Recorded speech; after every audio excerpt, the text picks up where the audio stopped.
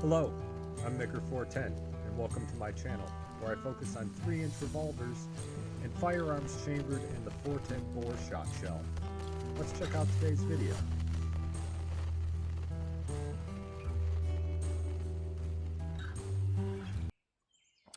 Let's see here. Thanks for tuning in, everybody.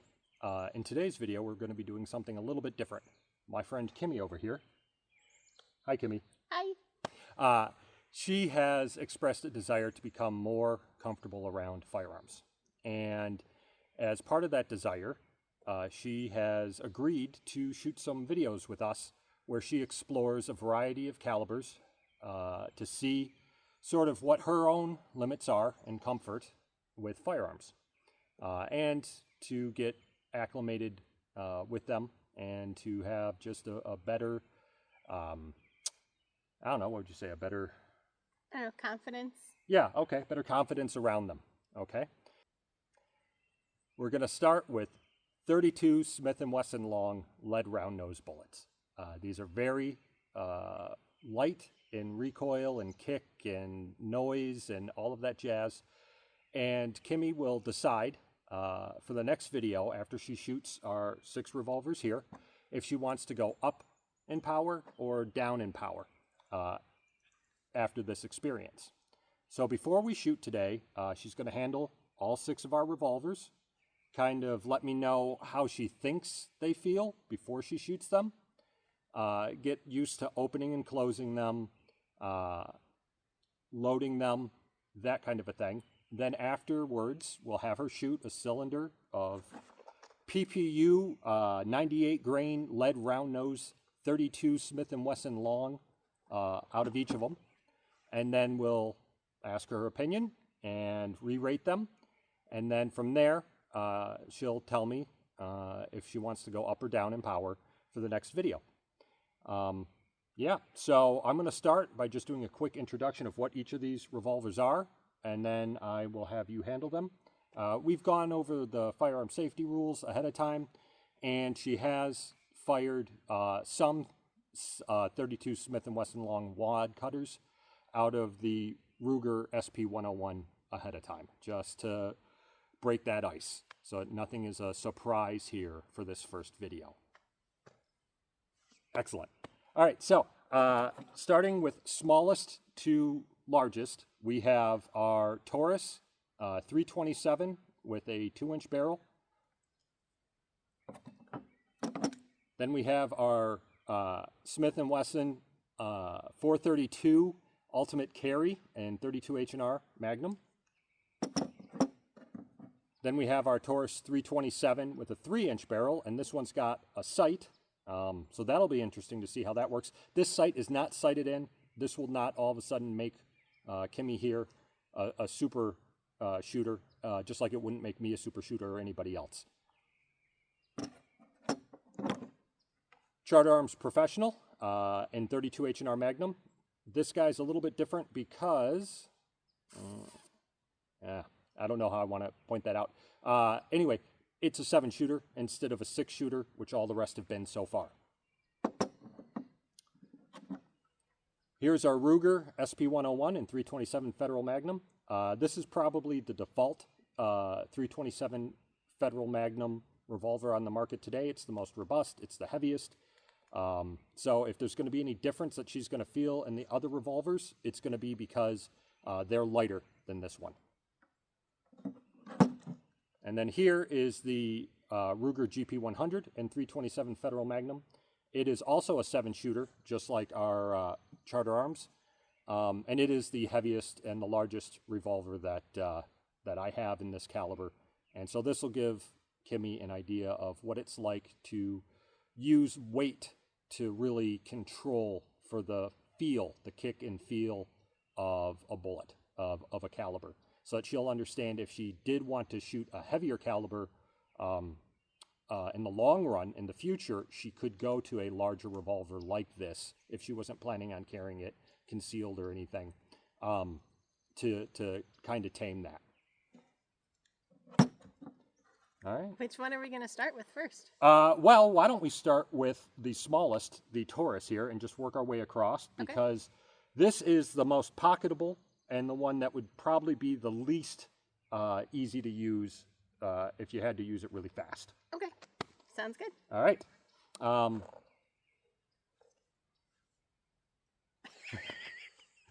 Right? Isn't that fun? I love just putting in things that I'll notice later as like a, oh my God, I need to think for a moment spot. Mm-hmm. 4 cameras is crazy. Like, what am I, Steven Spielberg? Come on. The Matrix. You've got all of them around. Right. Okay, so we're going to have Kimmy start on our left here with the Taurus 327 snubby. She's going to close the cylinder, take a couple of dry fires with it, look down the sights, kind of let me know what she thinks of how it feels, and then she'll open the cylinder up, load it, and shoot a full cylinder's worth. Excellent. Go right ahead.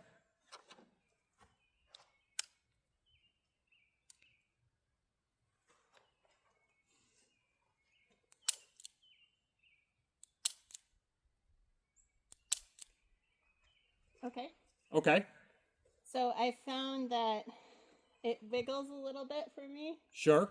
but it's not difficult to pull the trigger or anything. Okay.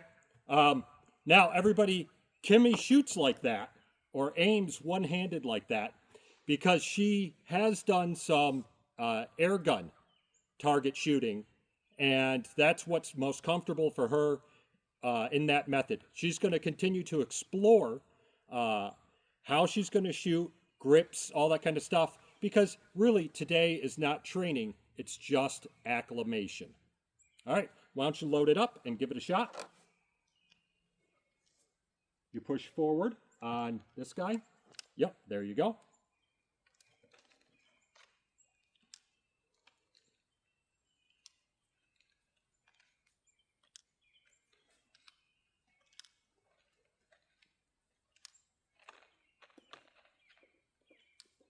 Okay. Are we ready? Yep.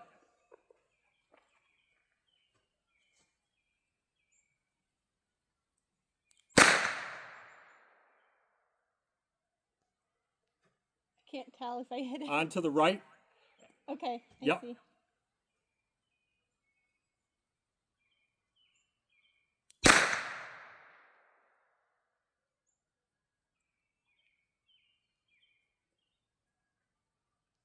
I'm not sure where it went this time either.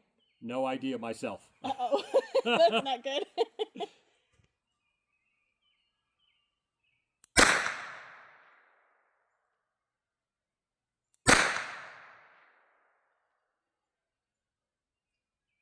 I believe you've got one more. Okay.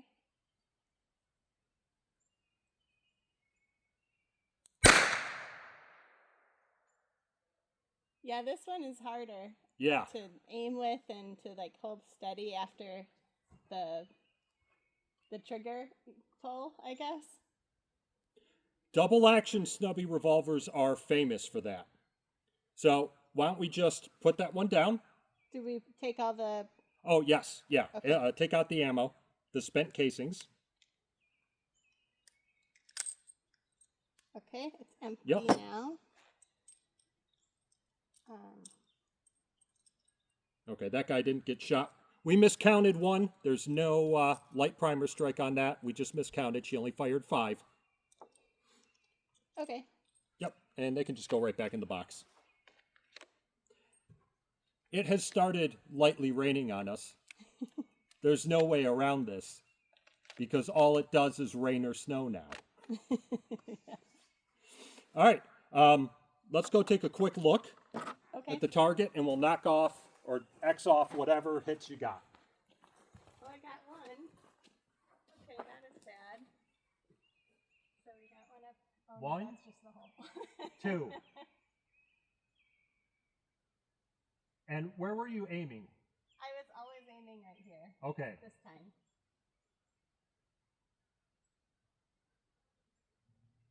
All right.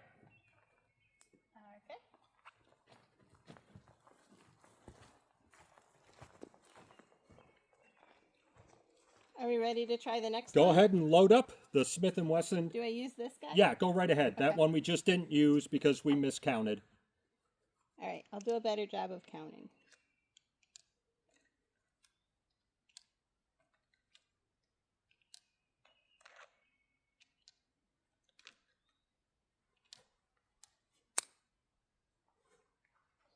All right, there's no safety on this or anything. Nope, no safety. Okay.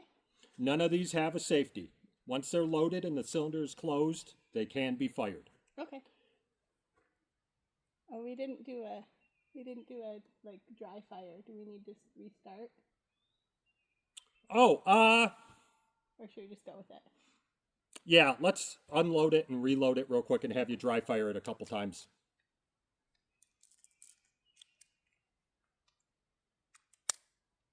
Okay, so there's no bullets in this, and we're just going to try dry firing. Yep. Now, this is something that wouldn't be recommended if we were starting Kimmy with 22 long rifle revolvers, which is where many people do start their firearms experience. But because 32 Smith & Wesson Long is a centerfire cartridge, we can have her try dry firing ahead of time without any worry of there being damage to the firearm, like might happen with a rimfire cartridge like 22 long rifle. You're going to have to explain what a rimfire cartridge is to me at some point. Oh yeah, I'll address that when we're talking about what you think about them at the Okay, end. great. So I feel like this is an easier revolver to aim with. Okay. I like the sight much more than that one for some reason. Okay, that's one But of the we'll things see that what this it revolver actually is looks supposed like. to be doing. Okay.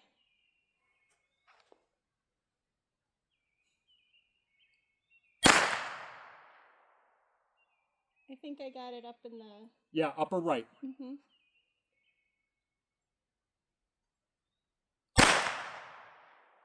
6 o'clock center. Okay.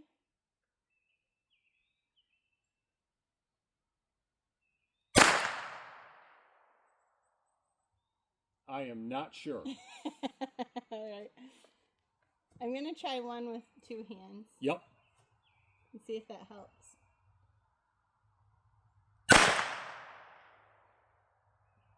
I think I'm touching the little black circle. I think you did. Yeah, I think lost it's count touching the again, circle on the black line.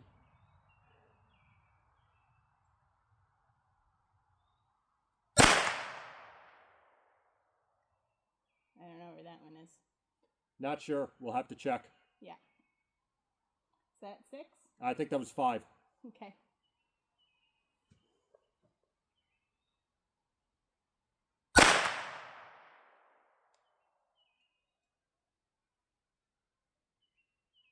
Not totally sure on that one either. I think maybe in the lower corner. Yeah, let's go check. Okay. Let's unload the gun, make sure that everything's been shot. Looks like it. Okay, excellent. Did you feel a little bit more comfortable shooting it two-handed? I feel like my aim was better. Yeah, yeah. It didn't, I think because it was less wiggly.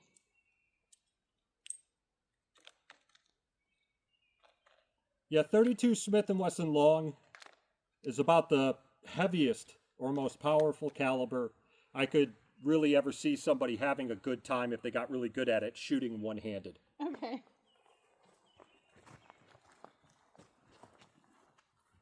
Well, I did better. All right, so this guy is new. This guy is new. This guy, this guy, this guy, and this guy. Okay, so this time you got all 6 on the paper. So, definitely better. Yeah, much better. So this one was the first two-hander. Yeah, yeah. Okay. Nice improvements.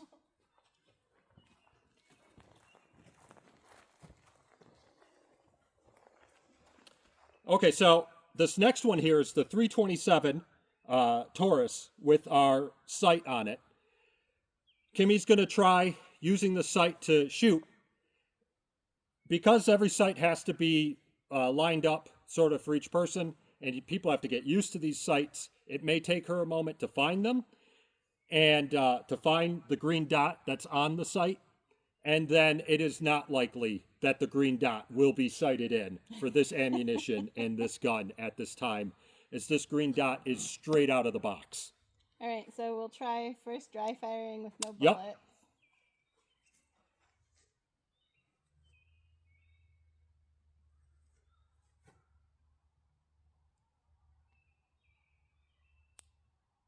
Oh, that green dot kills me. It's really wiggly and it's hard Right. to have confidence. Right. I'll try two-handed.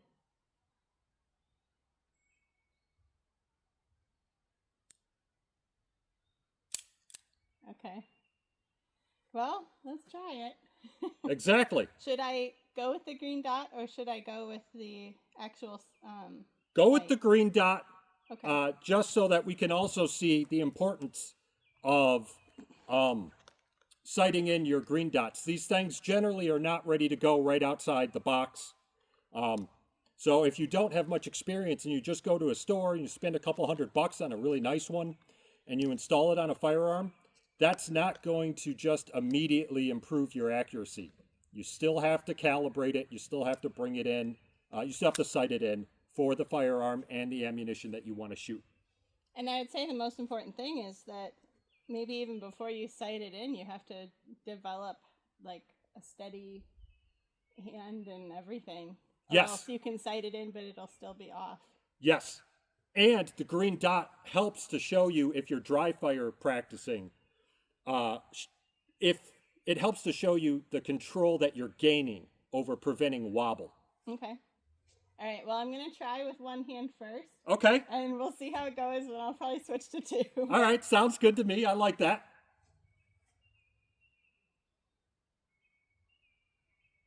Oh boy. There it is.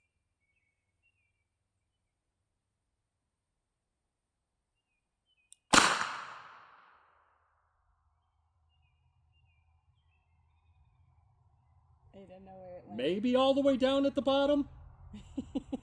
Maybe. All right, we'll see if I can do any better here with two hands.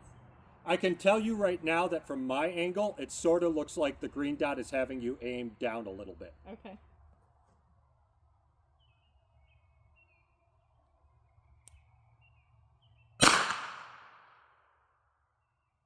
Well, it wiggled, so I think I hit it.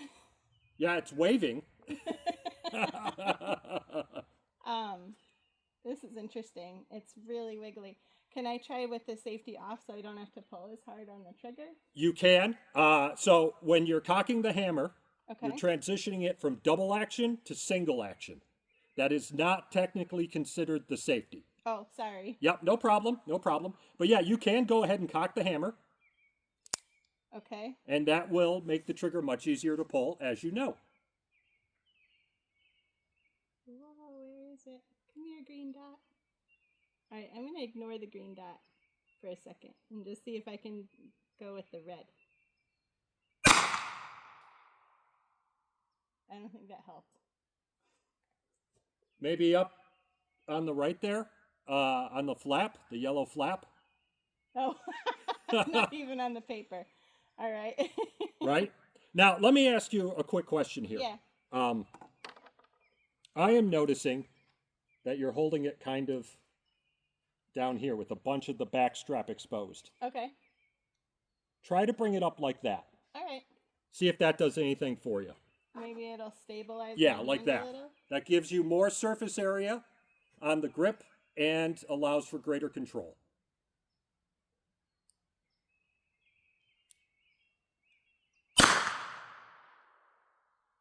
Again, it's wiggling.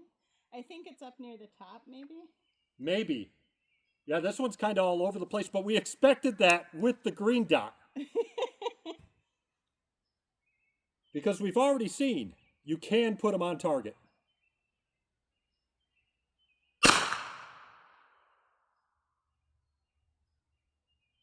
No idea. Is that Yeah. 6? Have we done them all? Try one more. I think you've got one more in there. Okay.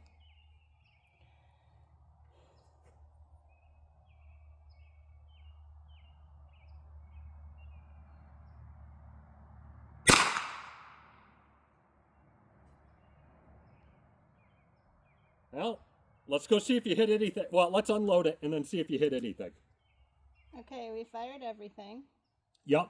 And can you tell now when a bullet has been fired and when a bullet hasn't been fired? Yeah, I can Yeah, see you the get that little dot. dimple. Mm-hmm. Yep. No, there's one more. There we go. I kind of like the smell of gunpowder. Is that weird? Yeah? Say that again for me. I like the smell of gunpowder. Oh! You know, I don't think you'd be the only person to say that. I think quite a few people watching would agree with you. Now, the lead round nose stuff is a little bit dirtier, so the smell is a little bit more intense. All right, where did I go? Oh, maybe we got up here. Okay, well, I definitely see one right there. Yup. And it looks like there's Yup. here, maybe here. Yup. So that's 1, 2, 3, 4, 5, 6. Sorry, I'm destroying your sign here. Oh, whatever. That doesn't matter. You just replace that with cardboard. But that's neat. You were closer together with that one than with the other ones, but you were up too high. Mm-hmm. So, I mean, So this that's is... the sighting in piece. Say that? That's the sighting in piece? Yeah, exactly. Okay. Exactly. All right, so now we're going to try the Chart Arms Professional. And I'm going to tell you right now, the Chart Arms Professional is a little bit tricky to aim. It's something that people sort of complain about.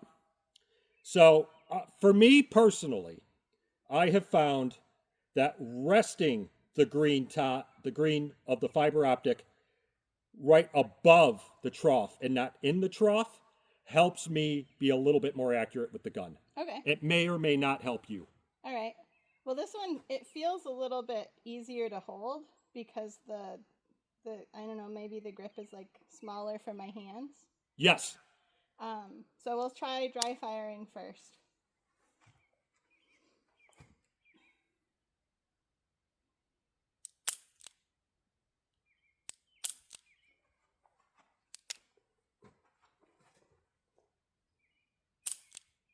Ooh, I like that. Oh, yeah? Yeah, Okay. that's nice. Okay, well, let's see what actually happens. Now, this is the smallest grip of all of them. Okay. That grip is a more classic grip, and it is designed to be in small pockets and more concealed holsters. And or I this should one say it's has more of like... 7. Sorry, This go has ahead. 7 bullets, so we have to keep a good count. Yeah, yep, we have to keep better count this time.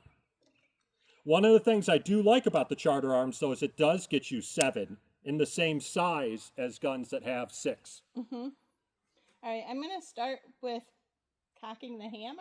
Sure, Is that yeah, the cocking right the term? hammer. That's the right term. All right. Oh, be real careful. There you go.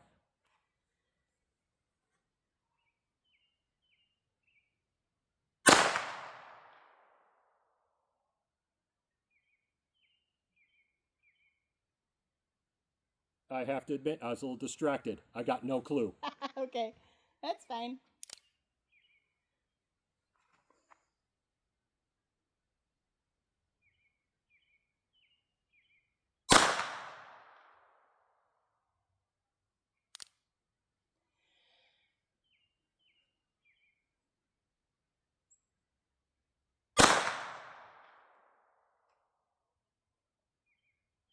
I don't know. I think Yeah, I'm just I won't hitting know until stuff. we get up there. Okay. This will be the last one that we do on this target, and then we'll get a fresh one up there. All right.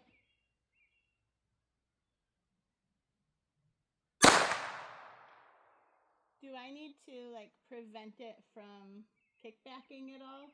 No, Okay. So that's not impacting the aim. no. Okay. Just my skills.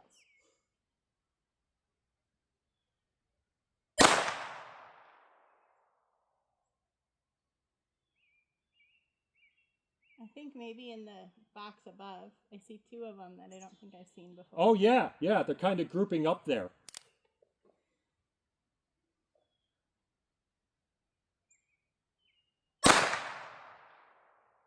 think I maybe hit the black circle. I think so. Okay.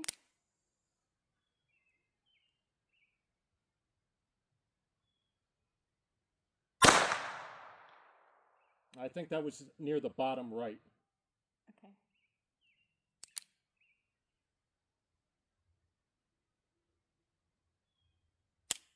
Oh, I think that's it.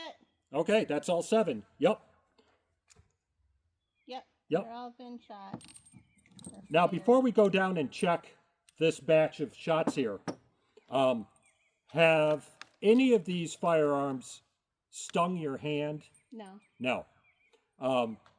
Did any of them feel uncontrollable during the actual, when the actual bullet was struck? I don't think so. Okay. Yeah, I so definitely wouldn't say uncontrollable. I think the hardest one to shoot so far has been the one with the sight. And I'm not sure if it's because the sight is like psyching me out a little bit. sure. And I'm trying to hold that steady and I'm seeing it wiggle a lot. Right. But that's the one that I like the least so far, at least. Okay. Okay. Excellent. Oh.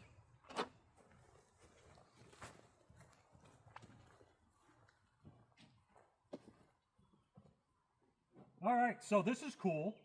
We got that pair right next to each other. Mm-hmm. We got this one here. I see one right here and one right here. Yep. So that's 5. We got 2 more somewhere. Oh. There and there. Okay. That's all 7. All 7 are still on the target. Yeah, and not too far away, I suppose. Right. Not too bad. And again, revolvers are the most difficult firearms to shoot. And your experiences here should only just help you. Okay. If you decide to try out semi-autos or auto-loading pistols, or anything in general. All right, why don't we go to the Ruger SP-101? Now this one, Kimmy has already shot once with 32 Smith & Wesson wad cutters. Should I dry fire first, just like the other ones? You know, why don't you go ahead and dry fire again, just so we have that consistency.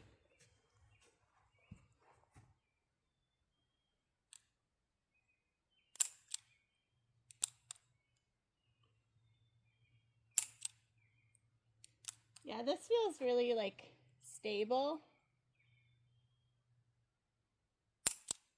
I like this one. It is significantly heavier than the rest. I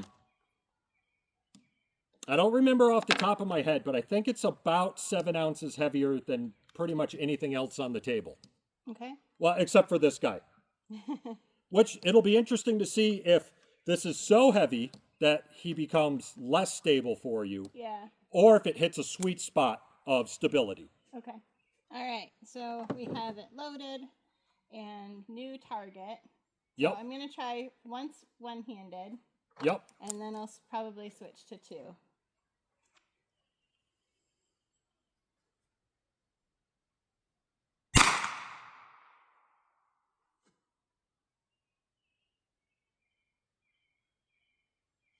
I gotta admit, I'm not seeing anything. Yeah. It hit something because it's wiggling, but... Right.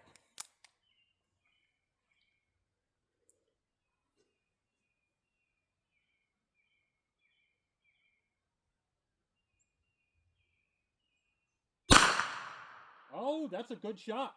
Real close to center. Yep.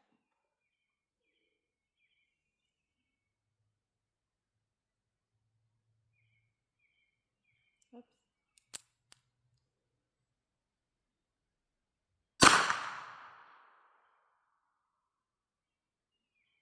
I'm not sure with that one again.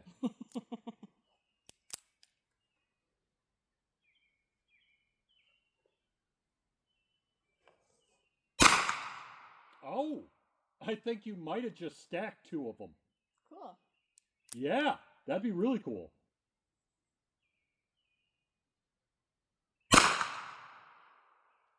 Bottom right Okay. on the orange line.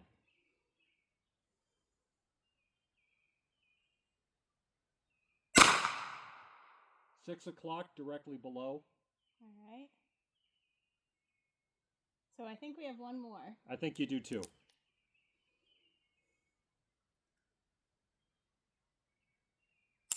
Nope. Guess not. All right. Yep, they've all been fired. Yep. I like that there's little tendrils of smoke coming out. That makes me giggle a little.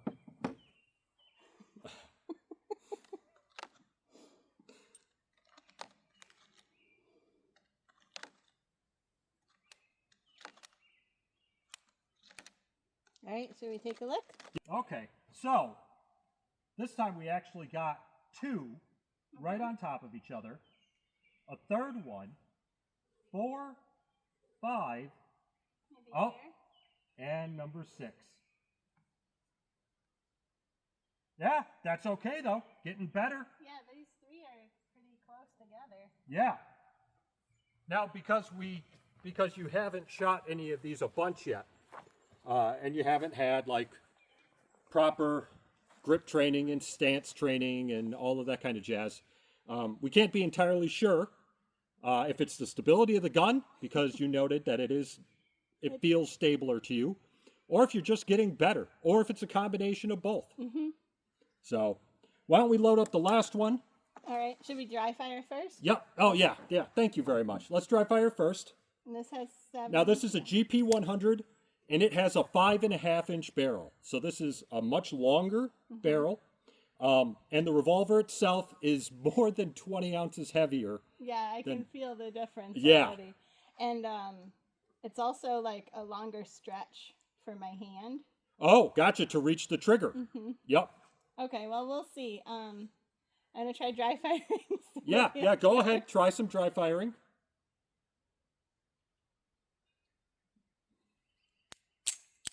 Okay.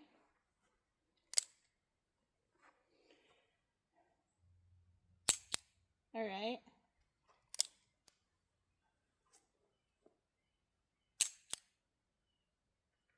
And then without. Yeah, I think I definitely need to use the hammer Okay. when I fire this one. Okay. Ready to go live? Yeah. Okay. And this is another 7 shooter, everybody.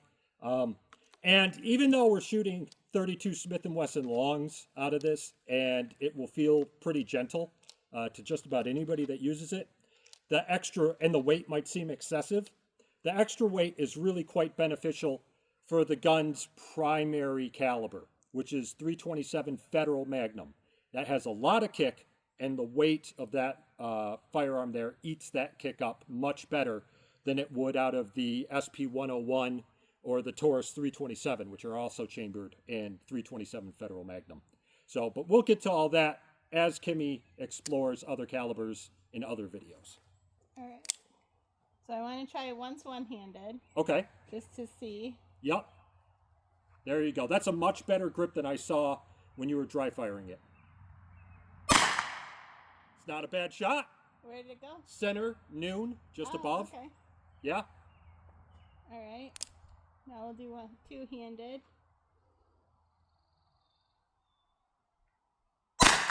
Oh, just above it. Okay. Straight line.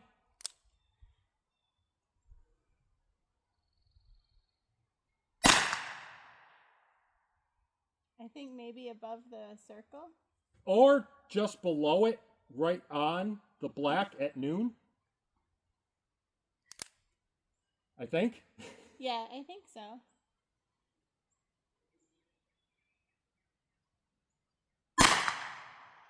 I think that's to the right at 3 o'clock. Okay.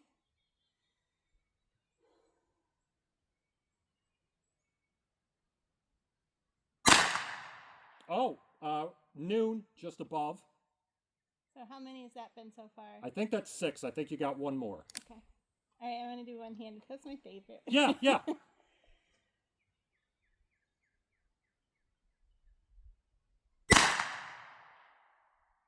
I don't know where that one went. That might be a second stacked one. Okay. Let's go find out. Oh, well, let's empty that cylinder and then go find out. Oh, you got one I left. got one more, so what do I do? Okay, so something that's interesting about revolvers is that notch tells you which direction it rotates when Okay. you pull the trigger. So for us, we want to move it so it's one bullet off of the center on this side, so that when you pull the trigger, it'll rotate that way and engage that bullet. Okay. There we go. Thank you.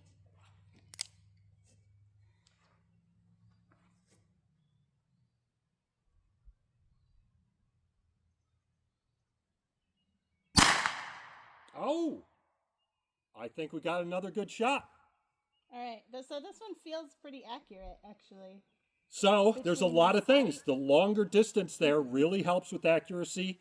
And if you can handle the weight when you have your arms extended, then the extra weight acts as a stabilizing force for you. Okay. But if you can't handle the weight, and not everyone can handle every weight, it's all dependent, then it can become a destabilizing force. Yeah, I wasn't sure when I initially picked it up if it would feel good, holding it for a while and aiming. Right. And it would be a case of if you personally had decided that you liked a revolver like this of its size, you felt comfortable shooting it because you were the most accurate with it and everything. At that point, then you could try to find grips that worked best for your hand, not just these stock grips. Okay. All right. Let's take a look. Ooh, I'm clustering. All right, so I'm already pretty excited about this because for the first time, it looks like Kimmy has gotten everything to be coverable by a palm, which is sort of the first stage of getting everything really tight. So we've got number 1, 2, 3, 4, 5, 6, and 7.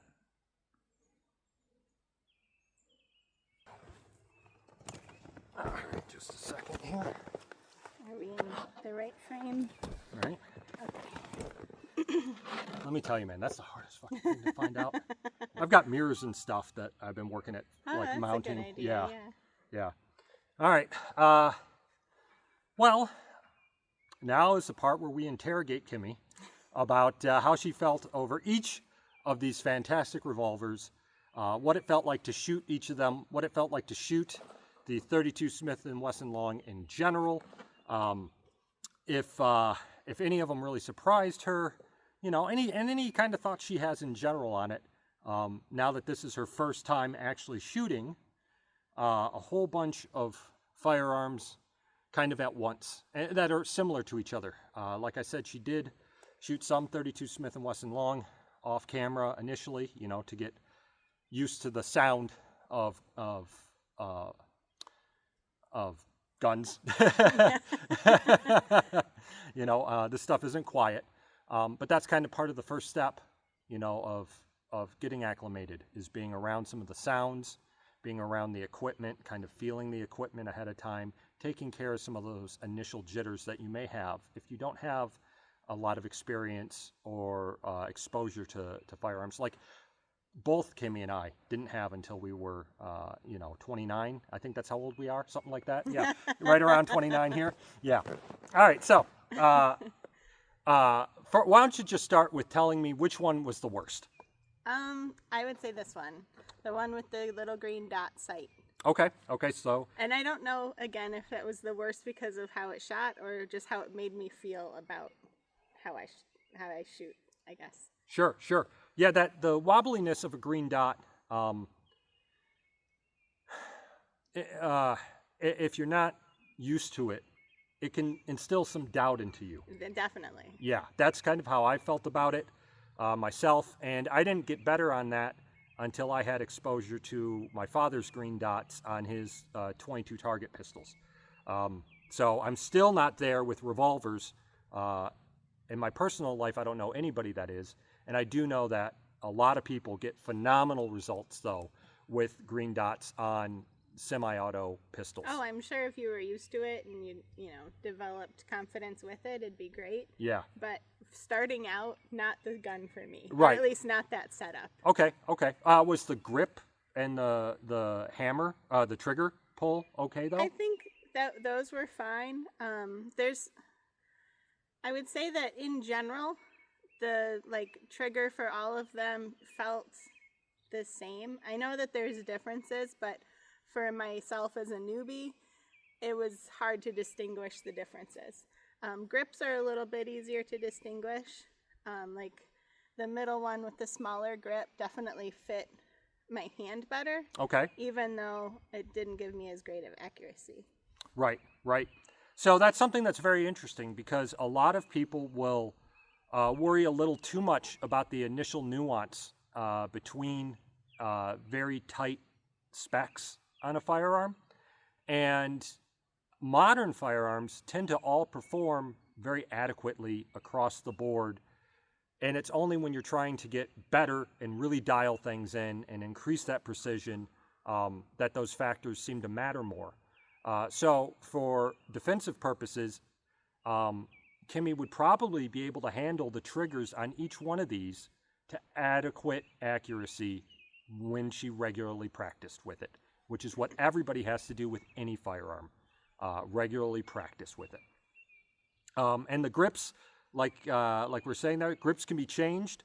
The grips that we have that you like the best on the Charter Arms, that's not what came with it. Mm-hmm. I bought those separately and put those on, and I also find these grips to be quite comfortable for me as well. Which one would you say, I don't want to say surprised you the most, but I do want to say which one did you enjoy shooting the most? Okay. I would say the two over here were my favorite to shoot. Partly because I hit the target, so it made me feel better about what I was doing. But they also they were more stable in my hand. Right. And some of the ones over here, even though it seemed like they would be lighter and so I could hold it steadier, they just wiggled side to side for me a little too much. Okay. But these two, I felt very comfortable just keeping them steady, even though they were a little heavier. Right. And so those are both Rugers, our Ruger SP101 and our Ruger GP100. They are the heavier of the revolvers, like Kimmy said. That weight does add to stability if you can handle them, like we said a little bit earlier. And I think you would find a lot of Ruger fans out there that would agree with you, that would say that extra bit of weight adds stability and I don't know if I want to say a little bit of confidence, but possibly confidence because things aren't moving as much. And when your sights aren't moving as much, then you feel a little bit more confident in taking that shot. Mm-hmm. And the Rugers themselves might actually be a tiny bit more accurate. They are more expensive than everything else on the table by a fair amount, a couple $100 at least. This one, I enjoyed the sight as well, but I don't think I was as good with it as I was with the other two. So this one had a very obvious, you could tell when you were lined up. Okay. So that's the Smith & Wesson 432 Ultimate Carry in 32 H&R Magnum. Just about the newest of the revolvers on the table, but 32s are having kind of a renaissance, so most of these are all pretty new. And some of the design requirements that the distributor, Lipsy's, asked of Smith & Wesson, the manufacturer, when they commissioned these guns, was for those sights. Most snubby revolvers have very minimal sights, and Lipsy's asked Smith & Wesson to really improve them, and this is what Smith & Wesson came up with. And I think it sounds like they did a good job because Kimmy didn't know any of that, and she liked those sights the best. Mm-hmm. I have my own personal opinion as to which sight is the worst. Which sight was the worst to you? Well, I mean, if we take away this one. Right. We take away the green dot that hasn't been dialed in. Right. Hasn't been sighted in. We take away that one. I would say it's kind of a toss-up between these two. Okay. Yeah. I would also agree with that. So there are challenges to shooting both of these revolvers. The Charter Arms, their fiber optic sight just seems to be a little low. It's something that a lot of people kind of talk about in general with it, and you kind of have to figure out where it's going to be for you. That's kind of a real downside, unfortunately, for this revolver, and I wish that there were easily gotten third-party sights to correct for that. So if anybody is out there that makes third-party sights, this is only held on with a screw in the front. If you could make one, that would be awesome.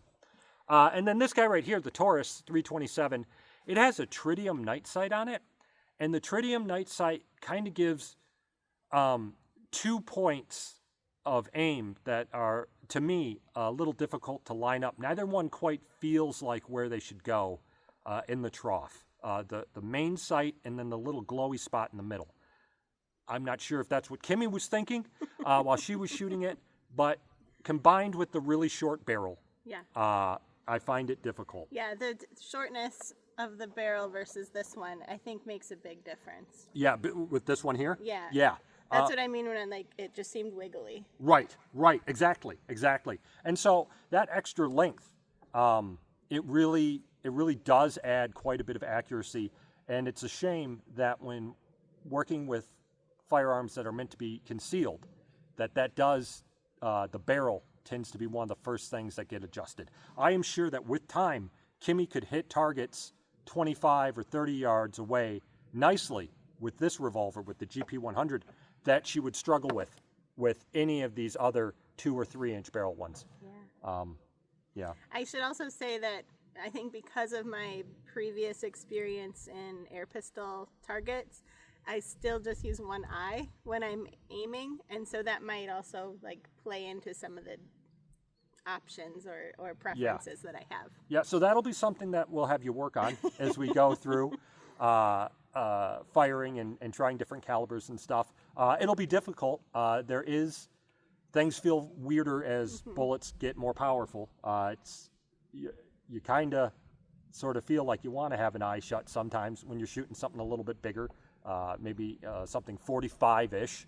But yeah, looking down your sight and being able to see everything and figuring out what focus works best for you, the front sight or the target beyond it, while having both eyes open, is something that pretty much everybody has to experience for themselves and figure out for themselves. I have friends that just focus on the front sight. I have friends that focus on the target beyond, and that both produce good results. So it'll just be what she's comfortable with, and unfortunately, it might be what she's not comfortable with is what provides the good results, and she'll have to get used to being more comfortable with what she's not comfortable with. So, but it is important to not do just one eye in case you're in a situation, if you're carrying these for self-defense. If you have to defend a rabid animal. A rabid animal. Okay, so we're going to snip there, and we'll start this again. Pretty much any of these, with a bit of practice, keeping your eyes open, will allow you the situational awareness you would need to be able to defend yourself in case you encountered anything such as a rabid animal out in the woods or an unfortunate situation in and around town. Okay, so if there was any one of these revolvers that at this point, if you had to get a firearm today, and you were like, I just have to have one today, I'm limited to just what's on the table, what would you take? I think for accuracy purposes, I would go with this one, and also I like that it can hold 7 rounds instead of 6. Okay. Yeah, I got to be honest. If you're not only concerned with concealed carry, this one is the most capable of everything that's on the table. So, all right, one last question I had for you, Sure. And this is just because this is something that drives me bonkers. The front sight on this revolver is just this little brass bead. I find it really kind of hard to see that brass bead. Okay. Did you see it much at all when you were shooting? So basically, I lined up, and I don't know if this is how you're supposed to do it or not, but I lined up the whole box Sure. so that the top was level to the line up here. Okay. Okay. Yeah, that is basically what you're supposed to do.